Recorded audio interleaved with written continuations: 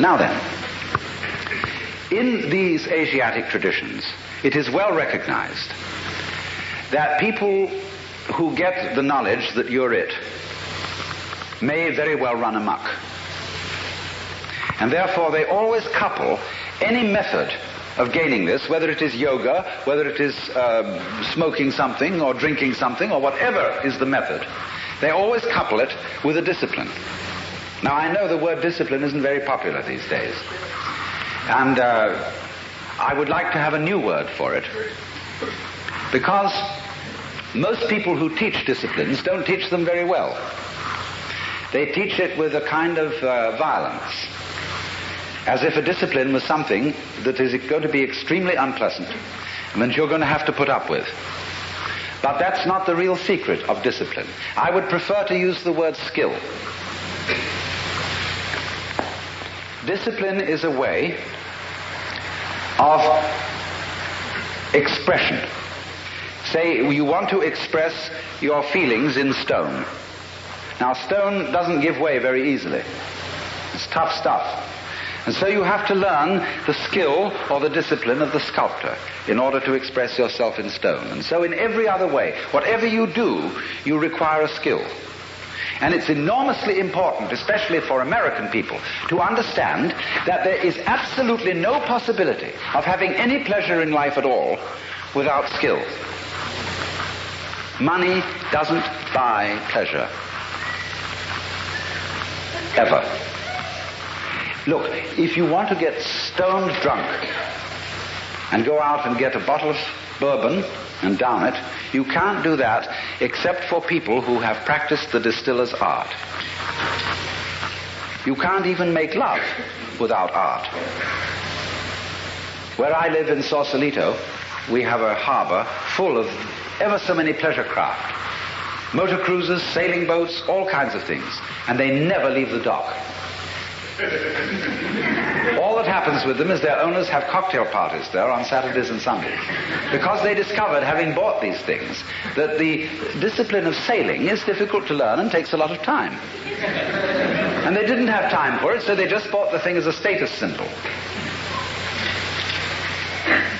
So in other words, you can't have pleasure in life without skill. But it isn't an unpleasant task to learn a skill if the teacher, in the first place, gets you fascinated with it.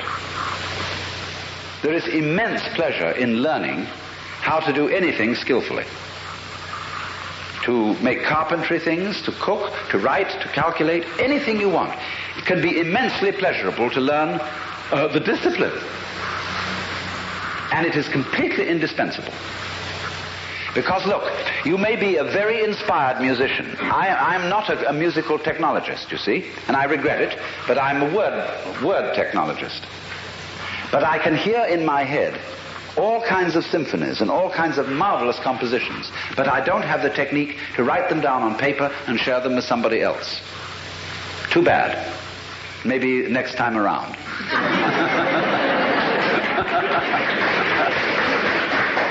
But you see, so far as words are concerned, I can express ideas because I have studied language. And I work very hard. Not that I didn't like it, I intensely enjoy the work of writing a book, although it is difficult. But it's fascinating to say what can never possibly be said. So, do you see what's happening? What you have to do, you have inspiration, but then you have to have technique to incarnate, to express your inspiration. That is to say, to bring heaven down to earth, and to express heaven in terms of earth. Of course, they are really one behind the scenes, but there's no way of pointing it out unless you do something skillful. You see, we are all, at the moment, absolutely in the midst of the beatific vision. We are all one with the divine, or some, I don't like that sort of wishy-washy language, but we are all there. But we are so much there that we're like fish in water. They don't know they're in water. Like the birds don't know they're in the air because it's all around them. And in the same way, we don't know what the color of our eyes is. I don't mean whether you've got blue or brown eyes, but the color of the lens of your eye. You call that transparent, no color. See, because you can't see it. But it's basic to being able to see anything. So in order to find out where you are, there has to be some way of drawing attention to it. And that involves skill. Upaya in Sanskrit. Skillful means.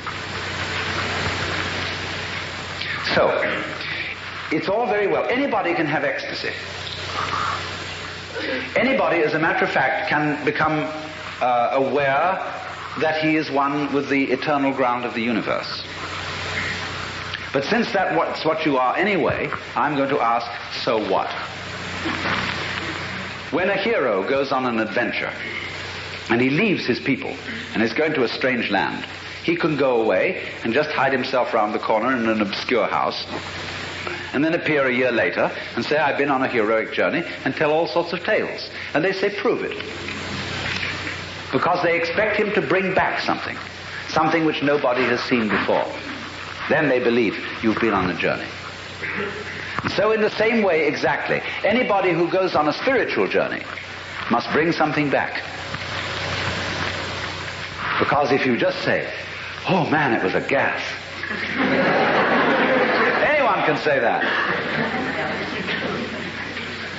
Now this is why in the doctrines of Buddhism there is a differentiation between two kinds of enlightened beings. They are both forms of Buddha, which is to say the word Buddha means somebody who has awakened, who has discovered the secret behind all this. That in other words, all this thing we call life with its frantic concerns is a big act,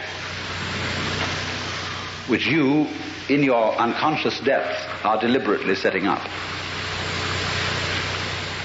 So you can do one of two things when you discover this. You can become what's called a pratyeka Buddha.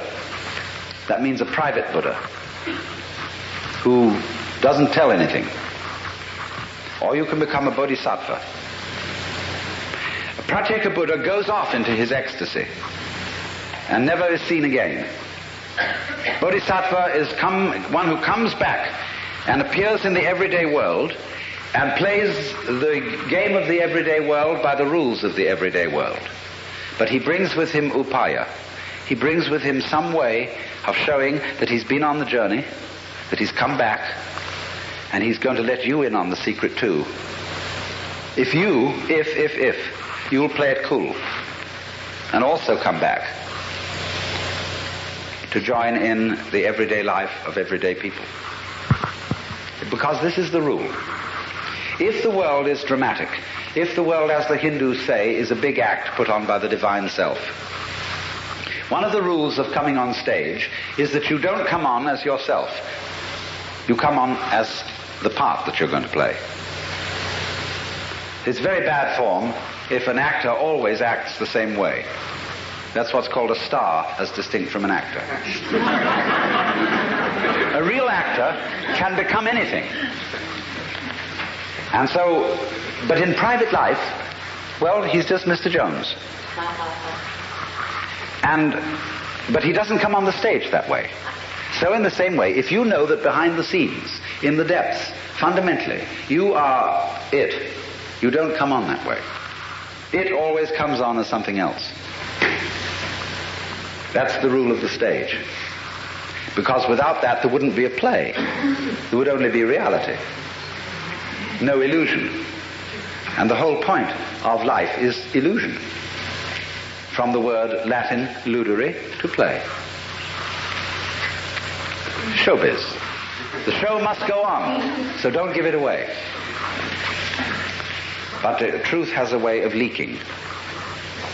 It gets out. But then the important thing is, you see, when the truth gets out, those who catch hold of it must find a way of staying in contact with what society calls reality.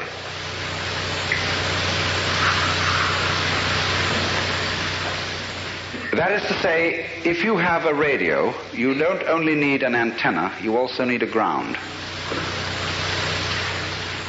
So what happens in the world of mysticism of psychedelic visions and so on needs to be grounded. So then there are always two directions in which such a discipline works. One, preparatory. In other words, those who taught disciplines for awakening in the Orient were always careful to screen, first of all to screen those who applied, and then after screening them to make them sensible, so that they knew how to handle the game of ordinary human existence and play it by the ordinary human rules. In other words, that they had strength of character and were not the sort of people who would be wiped out because they had no strength of character by an overwhelming experience. Then they let them in. But there are certain disciplines, such as Zen, where you get into the essential secret very early on in the discipline. And after that, they are concerned with much more training in showing you how to use it, how to use the power, to use the vision which you have acquired. And so it is with the current, what we will call LSD scene, that is raging through the United States. It unfortunately lacks discipline. And I'm not trying to say this in a kind of severe, authoritarian, paternalistic way, but only that it would be so much more fun if it had it. In other words, when people try to express what they have seen in this kind of changed state of consciousness, they show 5 movies going on at once, projected upon torn bed sheets, with stroboscopic lights going as fast as possible at the same time, and 11 jazz bands playing. And they're going to blow their minds, baby.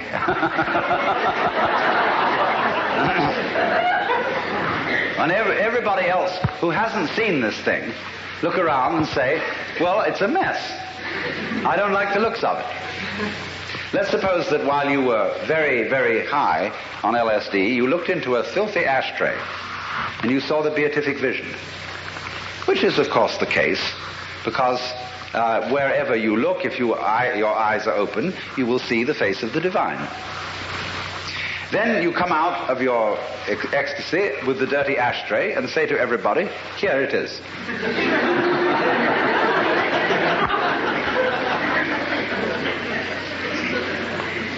No, there is a possibility.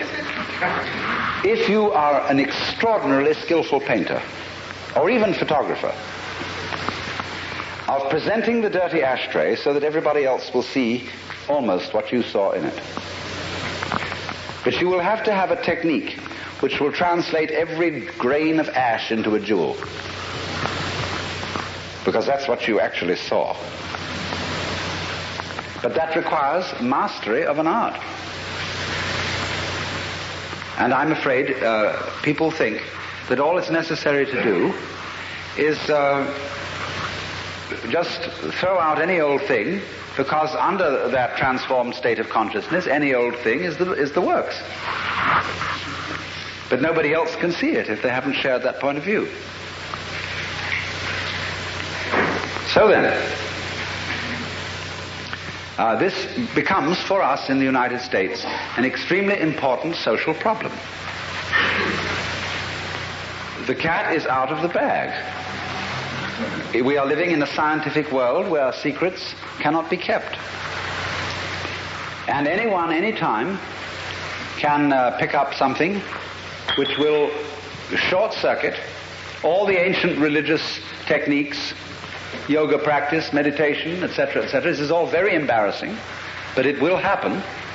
Not for everybody, but for a lot of people. And they will see what all those sages and Buddhas and yogis and prophets saw in ancient times. And it will be very clear. So you see, you can say, look at all these people who haven't seen it. This is a temptation. Look at them all going about their business, earning money, and grinding it out at the bank or the insurance office or whatever it is every day, and how serious they look all about it, and they don't really know it's a game. And you can cultivate a certain contempt for people like that. But it's very, very bad to do that. Because, of course, don't forget, they have a certain contempt for you. You see, always the nice people in town who live in the best residences, they know that they're nice because there are some people on the other side of the tracks who are not nice. And so at their cocktail parties, they have a lot to say about the people who are not nice, because that boosts their collective ego. There would be no other way of doing it. You don't know that you're a law-abiding citizen unless there are some people who aren't. And if it's important to you to congratulate yourself on being law-abiding, you therefore have to have some criminal classes, outside the pale, of course, of your immediate associates. On the other hand, the people who are not nice, they have their parties. And they boost their collective ego by saying that they're the people who are really in. Whereas these poor squares who deliver the mail faithfully and who carry on what you call responsible jobs, they're just dupes. Or when they earn their money, all they do is they buy toy rocket ships with it and go roaring around and so on, and they think that's pleasure. So the people who are not nice boost their collective ego in that way. Neither of them realizing that they need the other just as much as a flower needs a bee and a bee needs a flower. So when you see the people who you think are not in on the secret, if you really understand, you have to revise your opinion completely and say that the squares are the people who are really far out, because they don't even know where they started. See, an enlightened Hindu or Buddhist looks at the ignorant people of this world and says, my respects. Because here I see the divine essence, having altogether forgotten what it is, and playing the most far-out game of being completely lost. Congratulations. How far out can you get?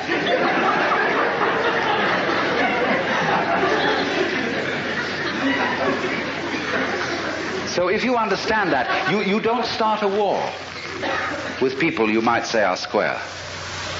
Don't challenge them. Don't bug them. Don't frighten them. The reason is not because they are immature, because they are babies, and you mustn't scare babies. It's nothing to do with that. You mustn't frighten them because they are doing a very far-out act. They are walking on a tightrope, miles up. And they've got to do that balancing act, and if you shout, they may lose their nerve. See, that's what we call the responsible people of the world are doing. It is an act, it's a game, just like the tightrope walker. But it's a risky one. And you can get ulcers from it, and all sorts of troubles. But you must respect it. And say, congratulations on being so far out. So now, this is the whole essence, you see, of seeing, if you really see into this secret, that the world doesn't contain any serious threats in it, because it's all the basic you running up behind itself and saying boo to see if you can get yourself to jump out of your skin. If you see that, be cool. That's the whole art of Zen, you know, is cool Hinduism. The Hindus come on a little strong when someone like Sri Ramakrishna pretty much openly announces that he's the Godhead. That's a little tough. And when Sri Ramana accepts the puja of all the followers and Sri Aurobindo sits every day for darshan, it's coming on a little strong. Well, the Zen people feel that that's just a bit too much. And the way they come on is they're ordinary. And they say when two Zen masters meet each other on the road, they need no introduction. When thieves meet, they recognize each other instantly.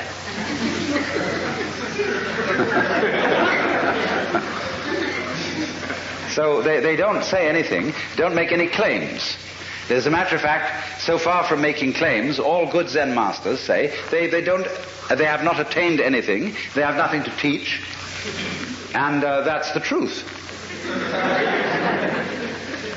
Because anybody who tells you that he is some way of leading you to spiritual enlightenment is just like somebody who picks your pocket and sells you your own watch.